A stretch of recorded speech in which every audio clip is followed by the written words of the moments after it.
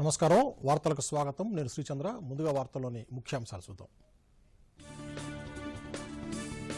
దేశవ్యాప్తంగా కొనసాగుతున్న కరోనా టీకా డ్రై రన్ రాష్ట్రంలో హైదరాబాద్ మహబూబ్ నగర్లలో మాక్ డ్రిల్ సజావుగా జరుగుతోందని ప్రభుత్వం వెల్లడి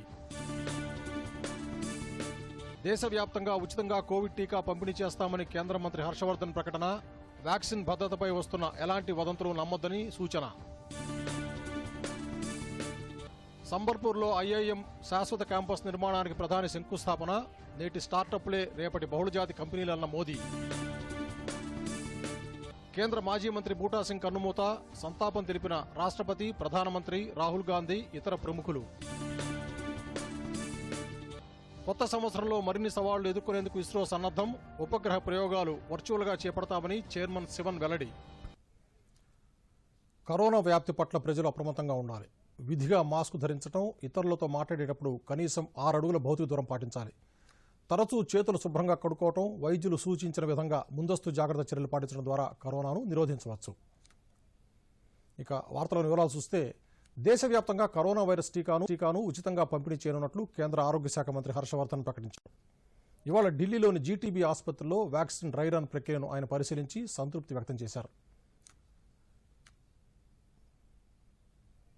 అనంతరం ఆయన మీడియాతో మాట్లాడారు. ఒక్క ఢిల్లీలోనే కాదు దేశవ్యాప్తంగా కోవిడ్ టీకాను ఉచితంగా పంపిణీ చేయనున్నట్లు మంత్రి తెలిపారు. టీకా భద్రత సామర్థ్యాన్ని నిర్ధారించడం తమ ప్రభుత్వ ప్రాధాన్యత అని మంత్రి చెప్పారు. పోలియో టీకా సమయంలో వివిధ రకాల పుకార్లు వ్యాపించాయని, కానీ ప్రజలు టీకా తీసుకున్నారన్నారు. దీంతో భారత్ ఇప్పుడు పోలియో రహిత దేశంగా మారిందని చెప్పారు. వ్యాక్సిన్ భద్రతపై వస్తున్న ఎలాంటి వదంతులు నమ్మొద్దని ఆయన ప్రజలకు సూచించారు. बारीक से बारीक चीज की डिटेल्ड गाइडलाइन बनाई गई है, सबके साथ शेयर की गई है. तो आने वाले समय में हमें लगता है 2021 जो है इसमें ये सारी प्रक्रिया बहुत स्मूथली आगे बढ़ेगी. भारत की सरकार प्रधानमंत्री नरेंद्र मोदी जी के नेतृत्व में सारे देश के लोगों को कोविड से हर प्रकार की प्रक्रिया के माध्यम से सुरक्षित रखना चाहती है. वैक्सीन का डेवलपमेंट भी उसी प्रक्रिया में से एक प्रक्रिया है. सबसे प्राइम हम लोगों का क्राइटेरिया अगर है तो वैक्सीन के ट्रायल्स में वो सेफ्टी है, एफिकेसी है, उसकी इम्यूनोजेनिसिटी है और इनमें से किसी भी चीज़ के ऊपर कोई कॉम्प्रोमाइज़ नहीं है. देशवासियों से अपील है कि ये वैक्सीन आपके स्वास्थ्य की रक्षा के लिए है. इसके बारे में कोई भी किसी प्रकार के भी अपने माइंड में मिसकंसेप्शंस ना बनाए.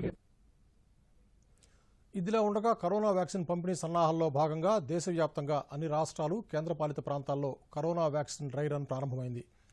116 జిల్లాల్లోని 259 ప్రాంతాల్లో ఈ ఉదయం డ్రై రన్ ప్రారంభమైంది. రాష్ట్ర రాజధానులతో పాటు ఎంపిక చేసిన జిల్లా కేంద్రాలు, మారుమూల ప్రాంతాల్లో ఈ మాక్ డ్రిల్ నిర్వహిస్తున్నారు. ప్రతి చోట 25 మంది ఆరోగ్య సిబ్బందికి డమ్మీ వ్యాక్సిన్ ఇచ్చే ప్రక్రియను చేపట్టారు.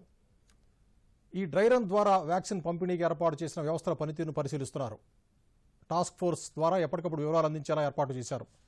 మండల, బ్లాక్ స్థాయిలో ఎదురయ్యే సమస్యలు, ఇతర విషయాలను ఎప్పటికప్పుడు కోవిన్ యాప్లో అప్లోడ్ చేస్తున్నారు. రాష్ట్రంలో కోవిడ్ టీకా పంపిణీకి ముందస్తు సన్నాహాల్లో భాగంగా 2 జిల్లాల్లోని 7 ప్రాంతాల్లో నేడు డ్రై రన్ నిర్వహిస్తున్నారు. హైదరాబాద్ తిలకనగర్లోని పట్టణ ప్రాథమిక ఆరోగ్య కేంద్రం, నాంపల్లిలోని ప్రభుత్వ ప్రాంతీయ ఆసుపత్రి, సికింద్రాబాద్ గాంధీ ఆసుపత్రి, సోమాజిగూడలోని యశోద ఆసుపత్రిలో ఈ మాక్ డ్రిల్ నిర్వహిస్తున్నారు. మహబూబ్నగర్ జిల్లాలో జానంపేట ప్రాథమిక ఆరోగ్య కేంద్రం, జిల్లా కేంద్ర ఆసుపత్రితో పాటు ఒక ప్రైవేట్ ఆసుపత్రిలో ఈ కార్యక్రమం జరుగుతోంది. అన్ని చోట్ల మాక్ డ్రిల్ సజావుగా జరుగుతోందని రాష్ట్ర ప్రజా వైద్య శాఖ సంచాలకులు శ్రీనివాసరావు తెలిపారు. 3 చోట్ల డ్రై రన్ నిర్వహిస్తున్నాం. ఇప్పుడు మనం ఉన్న గవర్నమెంట్ జనరల్ హాస్పిటల్, అటు టీచింగ్ హాస్పిటల్, అలాగే ఒక private hospital Neha shine hospital, అలాగే జానంపేటలో రూరల్ ఏరియాలో ఒక పిహెచ్సి 3 చోట్ల డ్రై రన్ నిర్వహిస్తున్నాం. ఇందులో నిన్న ఒక వీడియో కాన్ఫరెన్స్ పెట్టి మహబూబ్నగర్లో డ్రై రన్ ప్రక్రియను జిల్లా కలెక్టర్ వెంకట్రావు పరిశీలించారు. ఈ సందర్భంగా దూరదర్శన్తో మాట్లాడుతూ మాక్ డ్రిల్లో ఎదురయ్యే లోటుపాట్లను ప్రభుత్వానికి నివేదిస్తామని తెలిపారు. వాటిని ట్రూ స్పిరిట్ ఫీల్డ్ మీద ఎగ్జిక్యూట్ చేస్తున్నాం. ఈరోజు డ్రై రన్ అంటే మీ అందరికీ తెలుసు, ఇట్ ఇస్ ఆల్మోస్ట్ ఒక మాక్ పోల్ ఎలాగైతే మనం ఎలక్షన్ ముందు చేస్తాం అట్లా రేపు వ్యాక్సిన్ వచ్చిన తర్వాత వర్క్ ఫ్లోలో దేని తర్వాత ఏ పని చేయాలనేది సిస్టమేటిక్గా జరుగుతుందా లేదా అని చూడడానికి రేపు వ్యాక్సిన్ వస్తే ఏ ప్రాతిపదిక మీద మనం చేయబోతున్నామో అదే సిస్టమేటిక్గా అదే సిస్టమ్స్ ఇప్పుడు రన్ చేసి చూస్తాం. ఇందులోనే ఏమన్నా లోటుపాట్లు ఉంటే మళ్ళీ గవర్నమెంట్కి తెలియజేస్తాం. ఇందులో మాకు ఏమైనా డౌట్స్ ఉన్నా కూడా ఈరోజు సాయంత్రం మళ్ళా గవర్నమెంట్ నుండి వాటికి చెప్పి డెసిషన్ తీసుకున్న తర్వాత మళ్ళీ అవసరమైతే మరొకసారి కూడా చేయడం జరుగుతుంది. బట్ మాకు ఎంతవరకు సాఫ్ట్వేర్ కానీ ఇచ్చిన ప్రక్రియ కానీ చాలా సులభతరంగా ఉంది, చాలా ఈజీగా అండర్స్టాండబుల్గా ఉంది. అలాగే సిటిజన్స్ డేటాబేస్ కూడా వాళ్ళు నమోదు చేసుకోవడం కూడా చాలా ఈజీగా ఫ్రెండ్లీగా ఉంది. సో ఆధార్ కంపల్సరీ అని ఏం కాదు, ఆధార్ ఉంటే ఈజీ అవుతుంది. ఆధార్ లేకపోయినా నమోదు ప్రక్రియ చాలా ఈజీగా ఉండేటట్టు మాకు సాఫ్ట్వేర్ డిజైన్ చేసి ఇచ్చారు కాబట్టి ఈజీగా ప్రతి ప్రక్రియ కూడా చాలా ఈజీగా నమోదు చేస్తారు. కోవిడ్ మహమ్మారి నెలకొన్నప్పటికీ 2020లో స్టార్టప్ సంస్థలు దేశంలో పెద్ద సంఖ్యలో ప్రారంభమయ్యాయని ప్రధానమంత్రి నరేంద్ర మోదీ అన్నారు. ముఖ్యంగా ఇది ద్వితీయ, తృతీయ శ్రేణి నగరాల్లో ప్రారంభమవడం విశేషమన్నారు. వ్యవసాయ రంగం నుంచి అంతరిక్షం వరకు అంకుర సంస్థల అవకాశాలు రోజురోజుకు పెరుగుతున్నాయని ప్రధాని తెలిపారు. ఒడిశాలోని సంబల్పూర్లోని ఇండియన్ ఇన్స్టిట్యూట్ ఆఫ్ మేనేజ్మెంట్ శాశ్వత క్యాంపస్ నిర్మాణ పనులను ప్రధాని ఈ ఉదయం వీడియో కాన్ఫరెన్స్ ద్వారా శంకుస్థాపన చేశారు.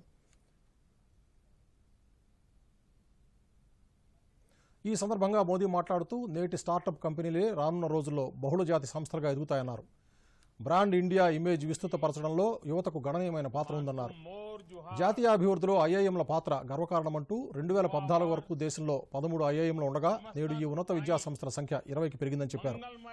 ఈ విద్యా సంస్థల నుంచి బయటకు వస్తున్న ప్రతిభావంతులైన విద్యార్థులే ఆత్మనిర్భర్ భారత్ క్యాంపెయిన్ను బలోపేతం చేస్తారని ప్రధాని ఆశాభావం వ్యక్తం చేశారు. मजबूती देने वाली एक नवीन शिला भी रखी गई है। आईआईएम संबलपुर का परमानेंट कैंपस ओडिशा की महान संस्कृति और संसाधनों की पहचान के साथ ओडिशा को मैनेजमेंट की दुनिया में नई पहचान दिलाने वाला है। नए वर्ष के शुरुआत में इस शुभारंभ ने हम सबके आनंद को दोगुना कर दिया है। साथियों, बीते दशकों में एक ट्रेंड देश ने देखा, बाहर बने मल्टीनेशनल्स बड़ी संख्या में आए और इसी धरती पर आगे भी बढ़े। ये दशक और ये सदी भारत में नए नए मल्टीनेशनल के निर्माण का है। గతంలో గ్యాస్ కనెక్షన్ కోసం ప్రజలు ఎన్నో ఇబ్బందులు ఎదుర్కొన్నారని మోదీ గుర్తు చేశారు. 2014 వరకు దేశవ్యాప్తంగా 55% మాత్రమే ఉండగా తాము అధికారంలోకి వచ్చిన 6 ఏళ్ల కాలంలో ప్రస్తుతం 98% పెంచామని ప్రధాని తెలిపారు. దేశంలో 100% కుటుంబాలకు వంట గ్యాస్ అందుబాటులోకి తెస్తామన్నారు. साथियों, हमारे देश में रसोई गैस आजादी के करीब करीब 10 साल बाद आ ही गई थी, लेकिन बाद के दशकों में रसोई गैस एक लग्जरी बन गई, रहीशी लोगों की प्रतिष्ठा बन गई। लोगों को एक गैस कनेक्शन के लिए इतने चक्कर लगाने पड़ते थे, इतने पापड़ बेलने पड़ते थे और फिर भी उन्हें गैस नहीं मिलती थी।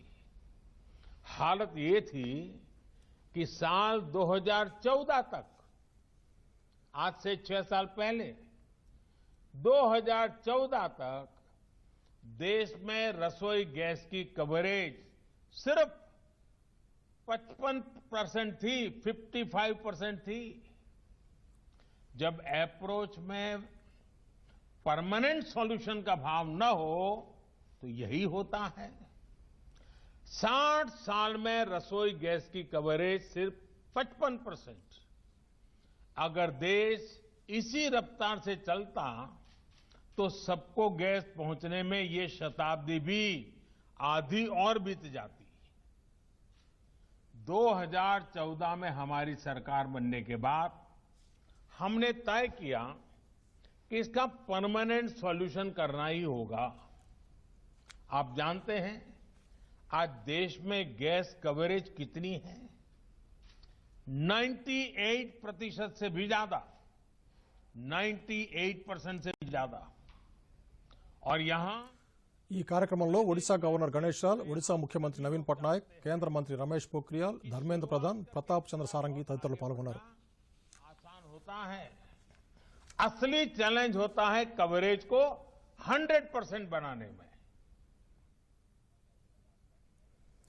కేంద్ర మాజీ మంత్రి కాంగ్రెస్ సీనియర్ నేత బూటా సింగ్ కన్నుమూశారు. ఆయన వయస్సు 86 సంవత్సరాలు. గత కొద్ది కాలంగా బూటా సింగ్ తీవ్ర అనారోగ్యంతో ఉన్నారు. 1934లో జలంధర్లో జన్మించిన బూటా సింగ్ అనేక పర్యాయాలు ఎంపీగా ఎన్నికయ్యారు. రాజీవ్ గాంధీ కేబినెట్లో హోంమంత్రిగా పనిచేసిన బూటా సింగ్ వ్యవసాయం, రైల్వే, కామర్స్ తదితర మంత్రిత్వ శాఖల బాధ్యతలు కూడా నిర్వర్తించారు. బూటా సింగ్ మృతి పట్ల రాష్ట్రపతి రామ్నాథ్ కోవింద్, ప్రధానమంత్రి నరేంద్ర మోదీ, కేంద్ర మంత్రులు రాజ్నాథ్ సింగ్, శ్రీపాద నాయక్, కాంగ్రెస్ నాయకుడు రాహుల్ గాంధీ తదితరులు ట్విట్టర్ వేదికగా సంతాపం ప్రకటించారు. ఆయన కుటుంబ సభ్యులకు ప్రగాఢ సానుభూతి తెలిపారు. ఎంపీగా సుదీర్ఘకాలం పనిచేసిన బూటా సింగ్ అనుభవశీలి అని రాష్ట్రపతి సంతాపం తెలిపారు. పేద, అణగారిన వర్గాల పక్షాన పోరాడారని ప్రధానమంత్రి అన్నారు. బూటా సింగ్ మరణంతో దేశం ఒక గొప్ప సేవకుడిని కోల్పోయిందని రాహుల్ గాంధీ ఆయనకు నివాళులర్పించారు. సిపిఎం సీనియర్ నాయకులు, ఖమ్మం జిల్లా మధిర మాజీ శాసనసభ్యులు కట్టా వెంకట నరసయ్య ఈ ఉదయం మృతి చెందారు. అనారోగ్యంతో గత కొద్ది రోజులుగా హైదరాబాద్లోని ఒక ప్రైవేట్ ఆసుపత్రిలో చికిత్స పొందుతూ ఆయన కన్నుమూశారని కుటుంబ సభ్యులు తెలిపారు. ఆయన భౌతిక కాయాన్ని ఖమ్మం జిల్లా పోచారం గ్రామానికి తరలిస్తున్నారు. వెంకట నరసయ్య మృతి పట్ల ముఖ్యమంత్రి కేసీఆర్ సంతాపం వ్యక్తం చేశారు. ప్రతి క్షణం ప్రజల సంక్షేమం కోసం పాటుపడిన నరసయ్య ఎందరికో ఆదర్శప్రాయుడిగా నిలిచారని కొనియాడారు. మధిర నియోజకవర్గ ప్రజల అభ్యున్నతికి, ముఖ్యంగా రైతుల సంక్షేమానికి వెంకట నరసయ్య ఎంతో కృషి చేశారని రవాణా శాఖ మంత్రి పువ్వాడ అజయ్ కుమార్ అన్నారు. వెంకట నరసయ్య మరణం కమ్యూనిస్టు పార్టీకి తీరని లోటు అంటూ సిపిఐ రాష్ట్ర కార్యదర్శి చాడా వెంకటరెడ్డి ఆయన కుటుంబ సభ్యులకు ప్రగాఢ సానుభూతి తెలిపారు. ఇండియన్ గ్యాస్ కస్టమర్ల కోసం ఇండియన్ ఆయిల్ సంస్థ మిస్డ్-కాల్ సేవలను దేశంలోని అన్ని ప్రాంతాలకు విస్తరించింది. ఈ సౌకర్యం నిన్నటి నుంచి దేశవ్యాప్తంగా అందుబాటులోకి వచ్చింది. గ్యాస్ రీఫిల్ కావాల్సిన వాళ్లు రిజిస్టర్ మొబైల్ నంబర్ నుంచి 8454955555 నంబర్కు మిస్డ్ కాల్ ఇవ్వాల్సి ఉంటుందని సంస్థ ఒక ప్రకటనలో వెల్లడించింది. దేశవ్యాప్తంగా ఉన్న వినియోగదారుల సౌకర్యార్థం ఈ సేవలను విస్తరించినట్లు పేర్కొంది. కాగా ఈ సేవలు ఇప్పటికే మెట్రో సిటీల్లో అందుబాటులో ఉన్నాయి. రైతన్నకు ఆర్థిక భరోసా కల్పించేందుకు కేంద్ర ప్రభుత్వం ప్రవేశపెట్టిన కిసాన్ సమ్మాన్ నిధి పథకం విజయవంతంగా అమలవుతోంది. దేశవ్యాప్తంగా ఉన్న పేద రైతులకు ఆర్థికంగా కొంత నగదు చెల్లిస్తూ రైతుల వ్యవసాయాన్ని వీడకుండా పంటలు పండించేందుకు వారికి అవసరమయ్యే ఆర్థిక లోటును తీర్చడం ఈ పథకం ముఖ్య ఉద్దేశం. కాగా మేడ్చల్ మల్కాజిగిరి జిల్లా షామీర్పేట మండల పరిధిలోని అలియాబాద్ గ్రామంలో ఈ పథకం మంచి ఫలితాలిస్తోంది. లబ్ధిదారుల ఖాతాల్లో 7వ విడతలో 2,000 రూపాయలు జమ కావడంతో వారంతా ఆనందం వ్యక్తం చేస్తున్నారు.